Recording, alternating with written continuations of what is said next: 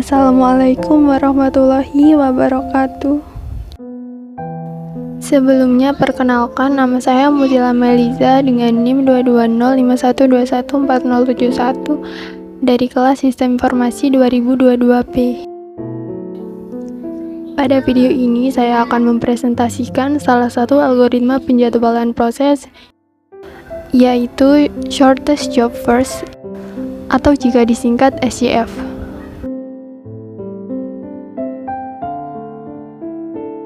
Untuk topik yang akan kita bahas, yang pertama adalah penjelasan algoritma SJF. Yang kedua adalah contoh hitungan dengan angka, tabel, dan gantt chart. Dan yang ketiga, yang terakhir, yaitu contoh implementasi dalam kehidupan atau teknologi yang menggunakan algoritma SJF. Apa sih SJF itu? SJF, Shortest Job First, adalah salah satu jenis algoritma penjadwalan. Di algoritma SJF ini, setiap proses yang ada di ready queue akan dieksekusi berdasarkan burst time terkecil. Dengan hal itu, mengakibatkan waiting time yang pendek untuk setiap proses. Dan karena hal tersebut, maka waiting time rata-ratanya juga pendek, sehingga dapat dikatakan bahwa algoritma ini adalah algoritma yang optimal.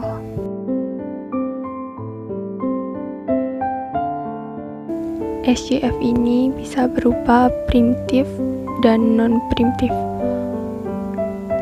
Untuk primitif itu jika ada proses datang dengan burst time yang lebih kecil dari yang sedang dieksekusi, maka proses tersebut akan menggantikan proses yang sedang dieksekusi.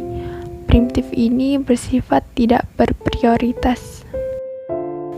Dan untuk non-primitif, proses yang sedang berlangsung tidak dapat digantikan dan harus menunggu sampai burst selesai. Non-primitif ini kebalikan dari primitif. Dan kedua ini bersifat tidak berprioritas. Untuk contoh kecil SJF ini, misalnya ada 4 proses WXYZ, W dengan waktu 9, X dengan waktu 13, Y dengan waktu 7, dan Z dengan waktu 4. Dan cara normalnya itu urutannya WXYZ. Dengan cara SJF, urutannya yaitu dari yang terkecil, yaitu Z dengan waktu 4, lalu dilanjut Y dengan waktu 7, lalu dilanjut dengan W dengan waktu 9, dan terakhir dilanjut dengan X dengan waktu 13. Kemudian ada contoh SJF dengan tabel dan gantt chart. Contoh SJF non-primitif. Di sebelah kiri terdapat tabel yang berisikan proses ID, arrival time, dan burst time. Terdapat proses ID P1 dengan arrival time 0 dan burst time 7. Dan ada proses ID P2 dengan arrival time 2 dan burst time 4. Proses ID yang ketiga dengan arrival time 4, burst time 1, dan yang proses ID keempat dengan arrival time 5 dan burst time 4. Di bawah tabel terdapat gantt chart. Gantt chart ini yang akan menunjukkan execution time-nya. Dimulai dari P1 karena dia datang lebih dahulu dari yang lain dan memiliki burst time 7. Lalu dilanjut dengan P3. Kenapa tidak dilanjut dengan P2? Karena P3 ini mempunyai burst time yang lebih kecil daripada P2. Lalu dilanjut dengan P2. Tapi jika kita lihat di sini, P2 dan P4 memiliki burst time yang sama, yaitu 4. Tapi mengapa P2 yang diduluin? Kenapa nggak P4 dulu? ini karena P2 memiliki arrival time 2 dan P4 memiliki arrival time 5, yang artinya P2 datang terlebih dahulu daripada P4. Dan karena burst time mereka sama, sehingga P2 lah yang didulukan terlebih dahulu. Lalu kemudian dilanjutkan dengan P4. Dan untuk waktu eksekusinya dimulai dari P1 yaitu 7 dan dilanjutkan P3 dengan burst time 1 sehingga 7 ditambah 1 sama dengan 8. Lalu dilanjutkan dengan P2 dengan burst time 4.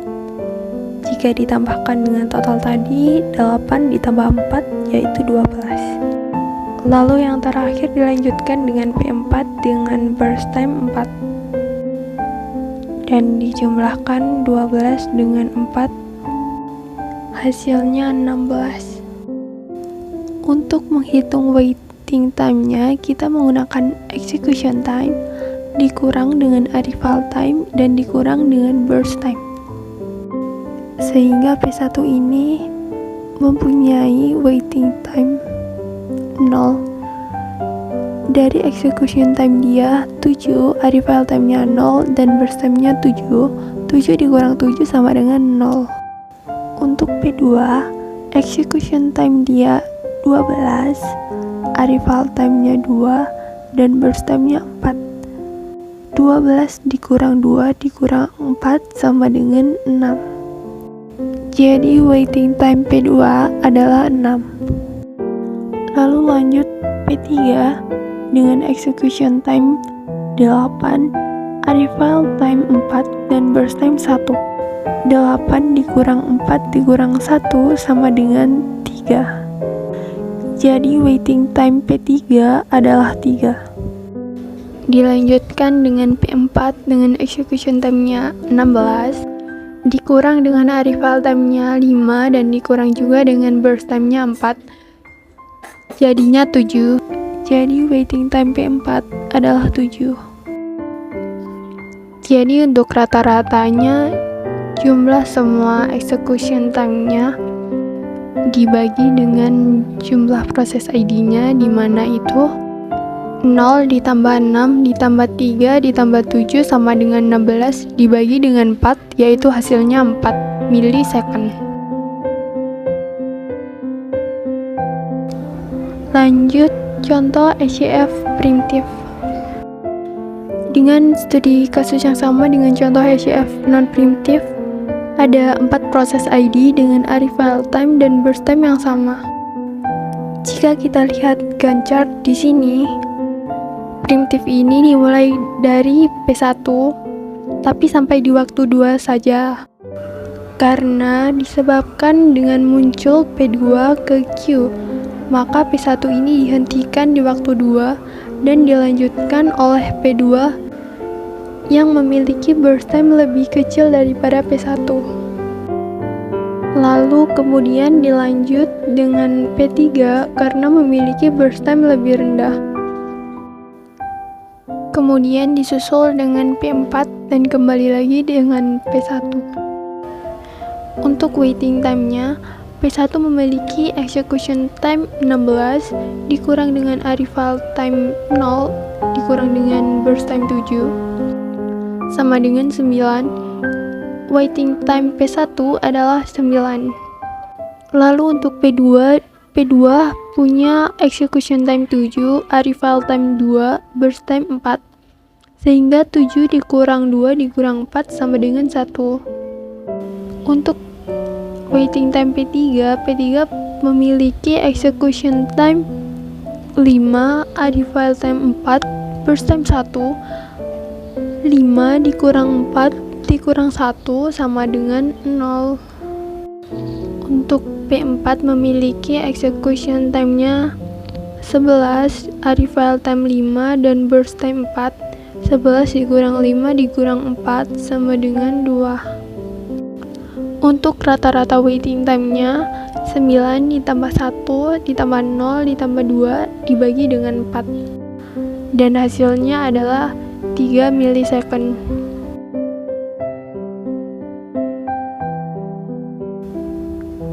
Tapi meskipun algoritma ini bisa disebut dengan algoritma yang cukup optimal, tapi algoritma ini tuh masih memiliki beberapa kekurangan, yang diantaranya itu yang pertama, susahnya untuk memprediksi burst time proses yang akan dieksekusi selanjutnya. Dan yang kedua itu, proses yang mempunyai burst time yang besar akan memiliki waiting time yang besar pula, karena yang dieksekusi terlebih dahulu adalah proses yang burst time yang lebih kecil.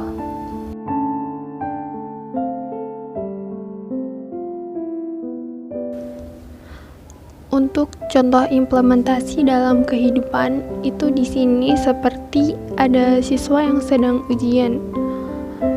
Nah, siswa ini itu akan mengerjakan soal yang lebih mudah terlebih dahulu daripada soal yang lebih sulit. Setelah soal yang mudah itu selesai, lalu dilanjutkan dengan mengerjakan soal yang sulit. Mengapa demikian? Karena pengawas pasti mengatakan kerjakan soal menurut Anda yang paling mudah. Dengan penjelasan tersebut dapat disimpulkan kalau ujian ini itu termasuk implementasi dari shortest job first.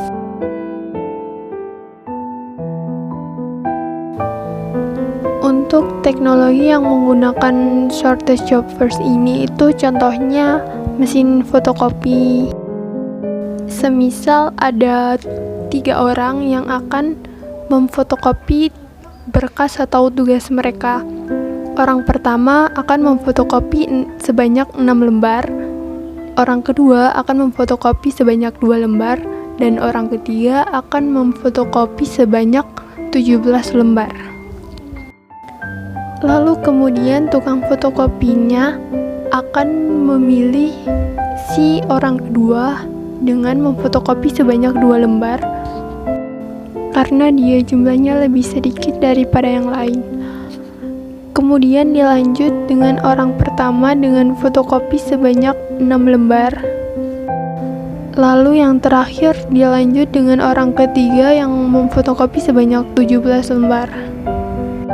Dapat disimpulkan jika orang fotokopi ini akan melakukan pekerjaan yang lebih mudah terlebih dahulu, yaitu dengan fotokopi yang jumlahnya lebih sedikit dulu, lalu dilanjut dengan fotokopi dengan jumlah yang lebih banyak.